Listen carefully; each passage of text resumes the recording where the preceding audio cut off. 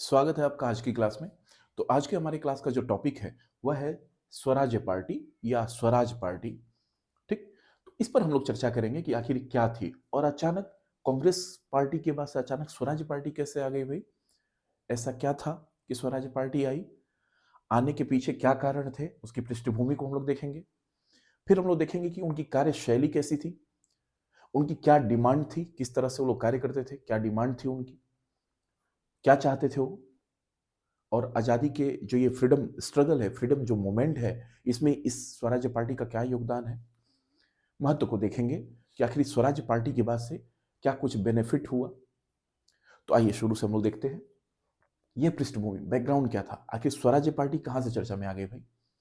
तो देखिए, जैसे ही असहयोग आंदोलन वापस हुआ, आप लोगों को मैंने बताया था पिछली क्लास में, असहयोग आंदोलन नॉन कोऑपरेशन मूवमेंट में 1921 में ही गांधी जी ने कहा था कि यदि सारा कार्यक्रम ऐसे ही चलता रहा असहयोग वाला, तो हम लोग एक साल के अंदर स्वराज्य हासिल कर लेंगे। गांधी जी ने यह बात कही थी। लेकिन जैसे ही चौरी चौरा कांड हुआ 5 फरवरी 1922 को, उसके बाद से गांधी जी ने असहयोग आंदोलन वापस कर लिया, नॉन कोऑपरेशन मूवमेंट वापस कर लिया। अब राजनीतिक गतिविधियों की एक तरह से शून्यता की स्थिति समझ में आने लगी। किसको? जो पॉलिटिक्स में उस समय थे, जो फ्रीडम मूवमेंट में उस समय थे, उनको लगा कि अब क्या होगा, गांधी जी का अगला स्टेप क्या होगा। क्योंकि हम लोग पढ़ रहे हैं गांधीवादी आंदोलनों के बीच में, यह लगा कि गांधी जी का अगला स्टेप क्या होगा। अब यहां पर देखिए, कोई भी संस्था होती है, कोई भी टीम है, हो सकता है उसमें कुछ लोगों के विचार एक तरह से मिलते हो, कुछ लोगों के विचार एक तरह से मिलते हो, दो ग्रुप बन जाता है। कॉलेज में, स्कूल में, किसी ऑफिस में, कहीं ना कहीं दो लोगों का ग्रुप रहता है। ऐसे ही उस समय कांग्रेस का हाल था। अब वो कैसा ग्रुप था, देखिए, वह ग्रुप था, एक ग्रुप ऐसा चाहता था कि जो कुछ परिवर्तन हो, परिवर्तनशाली ग्रुप, परिवर्तनवादी ग्रुप, और दूसरा अपरिवर्तन।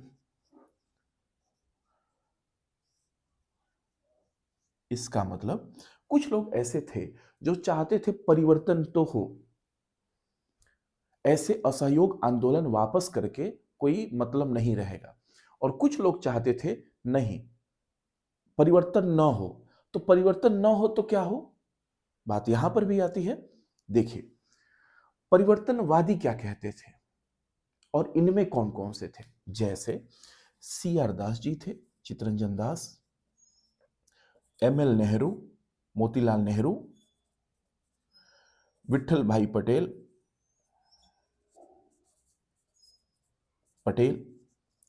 ये लोग परिवर्तनवादी ग्रुप में थे। तो आखिर इनकी मंशा क्या थी, कैसा परिवर्तन चाहते थे।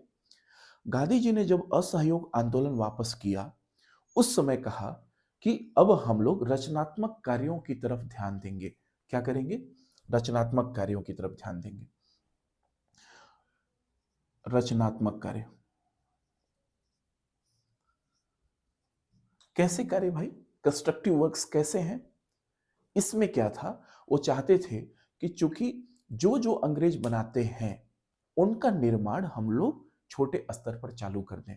मतलब इंडियंस की डिपेंडेंसी ब्रिटिशर्स पर न रहे। ब्रिटिशर्स जो गुड्स हैं, ब्रिटिशर्स के जो सामान है, वहां से निर्मित जो सामान है, या उनके द्वारा यहीं पर यदि बनाए हुए सामान है, तो हम भारतीयों की निर्भरता उनके सामान पर ना हो।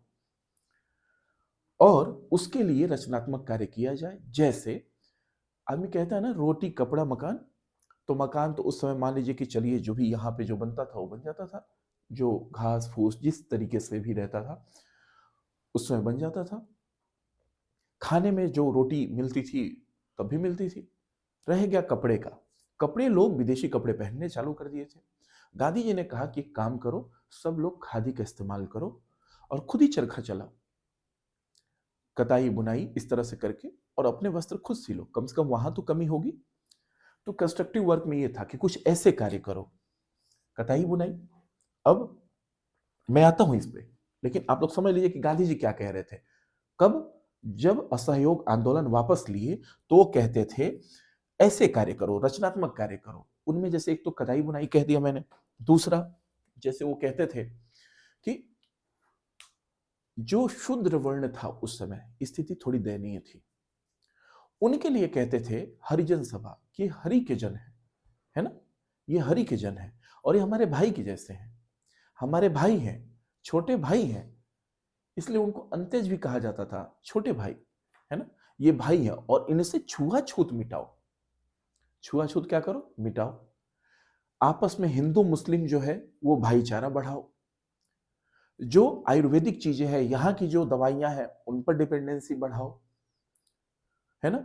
इस तरीके से सामूहिक विवाह, गांव में पंचायत, इन सब बातों को गांधी जी कहते थे कि अब केवल यही सब काम करो जो हम लोग कर सकते हैं। अब हम लोग सरकार का विरोध नहीं करेंगे, हम लोग केवल कंस्ट्रक्टिव काम करेंगे। इतनी बात समझ में आई। अब आगे परिवर्तनवादी क्या कहते थे? कहते थे कि अगर आप ऐसा करेंगे तो फिर लेजिस्लेटिव असेंबली जो है, एक तरह से उनका जो विधान परिषद होता था, अब समझने के लिए ऐसा समझ लीजिए कि जो अभी संसद है, संसद ही कानून बनाती है, उस समय विधान परिषद कहा जाता था या लेजिस्लेटिव असेंबली। उसमें जो बैठे थे वो थे अंग्रेज। और क्या हुआ कि ये लोग चाहते थे कि हम लोग भी उसमें जाएं, हमारी भी भागीदारी बढ़े। चूंकि हमारी संसदीय परंपरा ब्रिटेन से ली गई थी और ब्रिटेन ही उस समय क्या कर रहा था? शासन कर रहा था यहाँ पर। तो जो वहां के संसद का जो प्रचलन था वो लोग यहाँ पर भी कर रहे थे वही कार्य। मतलब अगर कोई बिल पास होना है तो बहुमत के आधार पर पास होगा। कोई भी संसद कोई बिल निकालेगा तो बहुमत के आधार पर पास होगा। अब यदि ये लोग कहते थे कि यदि भारतीयों की परिस्थिति अगर उसमें उपस्थिति नहीं रही, उनका प्रेजेंस यहाँ पे नहीं रहेगा, तो ये लोग मनमाना बिल पास कर देंगे।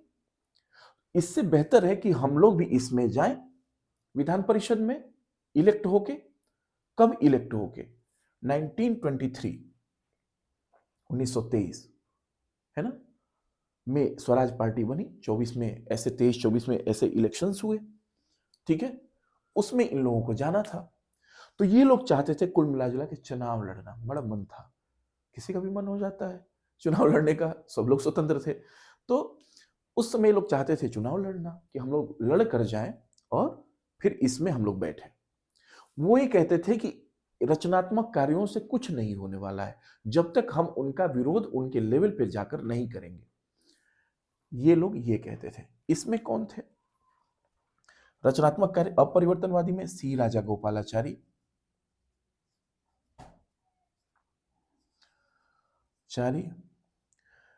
सरदार पटेल, ऐसे ऐसे लोग इसमें थे, ठीक है।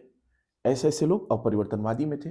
कुल मिला जुलाकर यह गांधी जी के ही बात पे सहमत थे और वो चाहते थे कि जैसा गांधी जी कह रहे हैं हम वैसा ही करें। रह गई बात परिवर्तनवादी की, यह गांधी जी से इत्तेफाक रखते थे, कहते थे कि भाई हम लोग तो चाहते हैं लेजिस्लेटिव असेंबली में चुनकर जाना। ये तो रही पृष्ठभूमि। अब क्या हुआ? 1922 में गया में अधिवेशन हुआ और उसमें यह प्रस्ताव रखा गया, यही प्रस्ताव इन लोगों ने रख दिया कि हम लोग चाहते हैं विधान परिषद में जाएं। अब कांग्रेस में एक धड़े ने इनका विरोध कर दिया, इन लोगों ने प्रस्ताव पास नहीं होने दिया। यह बात समझिए क्या होता है। जैसे मान लीजिए कांग्रेस की मीटिंग हुई, वहां पे सारे मेंबर्स हैं, कोई प्रस्ताव रखा, उसके पक्ष और विपक्ष को देखा गया कि कौन लोग किसके समर्थन में है। अब विपक्ष वाले ज्यादा समर्थन में आ गए तो क्या हुआ? वो प्रस्ताव पास नहीं होगा। मतलब उसके विरोध में यदि ज्यादा लोग आ जाएंगे तो प्रस्ताव पास नहीं होगा। प्रस्ताव पास नहीं हुआ इन लोगों में। अब इन लोगों ने घोषणा कर दिया कि हम नई पार्टी बनाएंगे और मार्च 1923 में इन लोगों ने स्वराज पार्टी का क्या कर दिया? गठन कर दिया, मार्च 1923 में। अब गतिरोध तो बढ़ ही रहे थे आपस में, क्योंकि इन लोगों ने अपने आप को कांग्रेस से भी अलग नहीं किया था, ठीक। बाद में फिर इन लोगों की मीटिंग हुई। 1 सितंबर में दिल्ली में अधिवेशन हुआ। मौलाना आजाद भी थे उस समय। समझौता कराया गया कि चलिए आप कांग्रेस के भीतर ही रहकर यह प्रोग्राम चलाइए। बाद में फिर ऐसा हुआ कि गांधी दास समझौता हुआ 1924 में, और उसमें यह कहा गया कि गांधी जी और सी आर दास के बीच में एक समझौता हुआ। ये सी आर दास और गांधी जी, उसमें यह समझौता हुआ कि आप दोनों के सचिवालय, हमारा कांग्रेस के सचिवालय और स्वराज्य पार्टी का सचिवालय, दोनों अलग अलग होगा, क्योंकि दोनों की कार्य करने की पद्धति अलग अलग है। तैयार हो गए लोग। इसी को गांधी दास समझौता भी कहा जाता है। हो सकता है कभी पूछते कब हुआ था, 1924 में। ठीक, ये था इनका। अब कार्यशैली हुआ क्या, चुनाव हुआ, और चुनाव जब हुआ, ये लोग जब चले गए, चुनाव हुआ तो क्या हुआ कि स्वराज्य पार्टी को ठीक ठाक उसमें सीट्स मिल गई, लगभग 42 सीट्स मिल गई। कितनी? 42। कितने में से? 101 में से, मतलब आधे से थोड़ी कम। बाकी कुछ अंग्रेज, कुछ अलग अलग लोग थे। 42 लोग केवल स्वराज्य पार्टी से चुन के चले गए। मतलब बहुत अप्रत्याशित इन लोगों ने सफलता हासिल कर ली। मध्य प्रांत, जो भी का मध्य प्रदेश वगैरह वाला क्षेत्र है, थोड़ा सा महाराष्ट्र का क्षेत्र, छत्तीसगढ़, ये सब, यहां से ज्यादा लोग चुन कर गए। यूपी में भी उनको उम्मीद से ठीक सफलता मिली।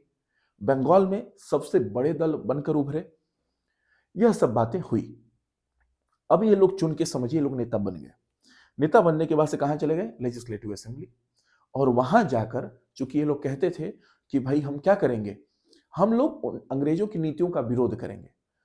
वही गांधी जी क्या कहते थे? कहते थे कि यदि आप लोग उसमें चले जाएंगे, हो सकता है कुछ लोगों को सरकार सरकार की हर एक काम का वाहवाही करना पड़े। हो सकता है कुछ लोगों को लत लग जाए भ्रष्टाचार का। हो सकता है कुछ लोग वहां जाने के बाद से उनका जो मुख्य उद्देश्य था कि हम स्वराज्य हासिल करेंगे, वो हट जाए। क्योंकि उनको पावर मिल जाने के बाद से बहुत सारे लोगों का दिशा बदल जाता है। गांधी जी को यह डर था। लेकिन ये लोग गए, और जाने के बाद से इन लोगों ने पुरजोर वहां पर अधिकतर चीजों का विरोध किया। जैसे क्या मांगे थी इनकी? पहले इनकी मांगे सुन लीजिए। यह कहते थे कि हमें डोमिनियन स्टेटस का दर्जा दिया जाए। डोमिनियन स्टेटस क्या होता है भाई? ये स्टेटस, डोमिनियन स्टेटस का मतलब ये होता है कि हम आपके ब्रिटेन के राजा रानी को अपना राजा रानी मानेंगे, लेकिन यहां का जितना भी कार्यभार हो रहा है, यहां पर जितनी भी सारी चीजें चल रही हैं, ये हम भारतीयों के द्वारा चलाई जाएंगे। मतलब किसी महत्वपूर्ण पदों पे कौन रहेगा? भारतीय। निर्णय कौन लेगा? भारतीय। एक सांकेतिक तौर पर हम आपको अपना हेड मान लेंगे, लेकिन इसी को कहा जाता है डोमिनियन स्टेटस। मतलब हमें दर्जा दे दो। ठीक, औपनिवेशिक दर्जा। अब इसमें ये लोग मांगे रखते थे। साथ ही साथ ये लोग चाहते थे कि भारतीयों को थोड़ा सा और छूट मिले, उनको अधिकार मिले। यह सब बातें करते थे। इसके अलावा ये सब चीजें जब हुई, तो जब चुन कर चले गए, वहां पर जब कोई बिल आता था, ये लोग विरोध करना चालू कर देते थे। जैसे उसी में एक पब्लिक सेफ्टी बिल आया। पब्लिक सेफ्टी बिल,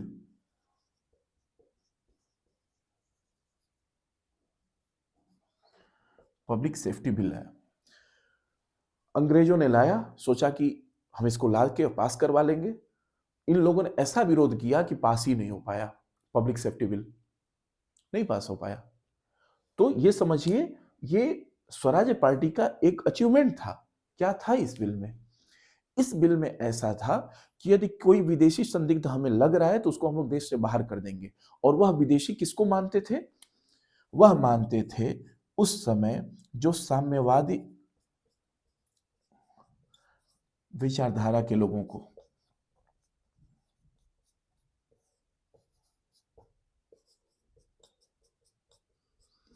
अब साम्यवादी क्या था?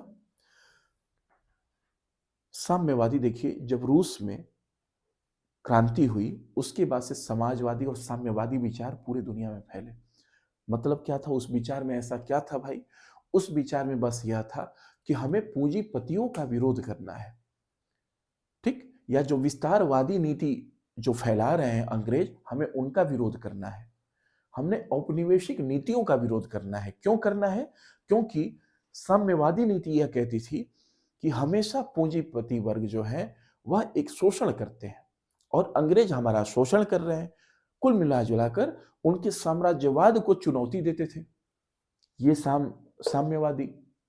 उनके विस्तारवाद को चुनौती देते थे, उनके कैपिटलिस्ट माइंडसेट को चुनौती देते थे, इसलिए यह अंग्रेज ये बिल लेकर आए। लेकिन उन विचारधाराओं से बहुत भारतीय भी प्रभावित थे, वो चाहते थे कि ये सब ठीक है, शोषण को समाप्त करने की ही तो बात कर रहा है ये। तो फाइनली हुआ क्या, ये बिल पास नहीं हुआ। इसमें स्वराज पार्टी की एक तरह से जीत मानी गई। दूसरी बात, नमक पर टैक्स लगता था, कपड़ों पर टैक्स लगता था, उस पर इन लोगों ने टैक्स कम करवा दिया। तो ये सब उपलब्धियां थी। ठीक, अब हो गया बाद में, फिर जब सी आर दास जी का जब निधन हो गया, उसके बाद से स्वराज पार्टी थोड़ी कमजोर हो गई, क्योंकि इसके प्रणेता कौन थे? सी आर दास अध्यक्ष थे, मोतीलाल नेहरू इसके सचिव थे। ठीक, इसके सचिव थे। अब समझिए, ये पूछ देता है कई बार कि स्वराज पार्टी का अध्यक्ष कौन था? सी आर दास। अगर पूछेगा सचिव कौन थे, तो मोतीलाल नेहरू, जवाहरलाल नेहरू जी के पिताजी, हमारे प्रथम प्रधानमंत्री के पिताजी, ये थे। अब यह सब चीजें हुई, और इन लोग की जो उपलब्धियां देखिए, महत्व इसका क्या रहा? महत्व ये रहा कि इन लोगों ने अपना लोहा मनवा दिया, क्योंकि अब अंग्रेजों को लगने लगा कि भाई इनको भी लोग पसंद कर रहे हैं, इसके पास भी बल है, संख्या भी है। और इसी वजहों से ये जो विट्ठल भाई पटेल हैं, विट्ठल भाई पटेल, इनको वहां पर हेड बना दिया गया, लेजिस्लेटिव असेंबली का अध्यक्ष बना दिया गया। जिस तरह अभी अपने स्पीकर वगैरह है ना, इस तरह से वहां पर उनको बना दिया गया। ठीक है, तो यह सब था स्वराज पार्टी का। महत्व की बात क्या हो गई? महत्व की यदि बात करें तो इसको कई संदर्भ में हम लोग ले सकते हैं। जैसे एक तो गांधीवादी यदि नजरिए से देखेंगे तो भी अगर हम लोग ये कहें कि ये कहीं ना कहीं गांधी के ही स्वराज की बातों को दूसरे तरीके से मनवाने की कोशिश कर रहा था। ठीक, और इनके नजरिए से तो ये तो अपने डोमिनियन स्टेटस का दर्जा भले ना पा पाए, लेकिन उस तरफ ये लोग कदम बढ़ा रहे थे। ठीक, तो ये लोग चाहते थे कि हमें संवैधानिक दर्जा मिले, उस तरफ यह कदम बढ़ रहे थे। तो इसका महत्व काफी है, बहुत ही ज्यादा महत्व है स्वराज्य पार्टी का, है ना? क्योंकि इसने आजादी की जो लड़ाई थी, जो स्वतंत्रता आंदोलन था, इसको एक सही तरीका से, सुनियोजित तरीका से बढ़ाने का कार्य किया।